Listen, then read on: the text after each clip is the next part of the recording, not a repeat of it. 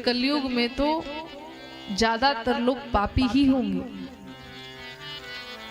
तो उन्हें क्या नरक में जाना पड़ेगा? उन्हें इस प्रकार की यातना सहनी पड़ेगी? गुरुदेव, जिनसे पाप हो गया है उन्हें क्या करना चाहिए ताकि उन्हें नरक की यातना न भुगतनी पड़े? अब तक जिनसे हो गया है कोई बात नहीं, उपाय भगवान सुखदेव बता रहे हैं, उन्हें कर लो और गांठ बांध लो कि आज के बाद ऐसे कर्म करने नहीं हैं। यदि अपनी भलाई चाहते हो तो शास्त्रों ने जो भी कहा, आप सोचे कि ऐसी लिखी बात है, तो ऐसा नहीं है। हमारे संतों ने जो लिखा है ऐसे ही नहीं लिखा, जो सत्यता है, जो है वही लिखा है। जो भी अपनी भलाई चाहता है, भगवान सुखदेव यहाँ उत्तर देने जा रहे हैं। भगवान सुखदेव ने कहा, परीक्षित, जिसने पाप कर लिया है, यदि वो पाप का प्रायश्चित कर लिए तो उसे नरक की यातना नहीं भोगनी पड़ती।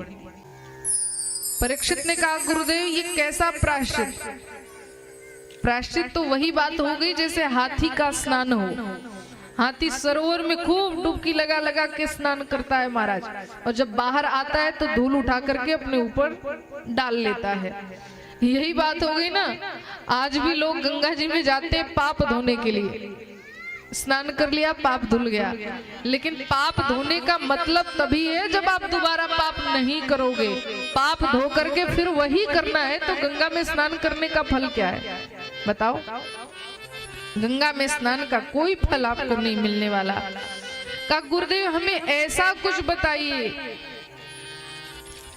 जिन्होंने पाप किया उनके पाप राशि जल करके भस्म हो जाएं, पाप राशि जल करके भस्म हो जाए, फिर पाप करने की प्रवृत्ति ही खत्म हो जाए, वो पाप करे ही ना, ऐसा कोई साधन बताइए। का परीक्षित, पाप जलाकर के भस्म करने का साधन बस एक ही है, और वो साधन है भगवान का नाम। यदि पाप हो भी गया है और उसके बाद भी यदि आपने भगवान के नाम का आश्रय ले लिया तो कितने भी बड़े पाप क्यों ना हो वो जल करके भस्म हो जाते हैं।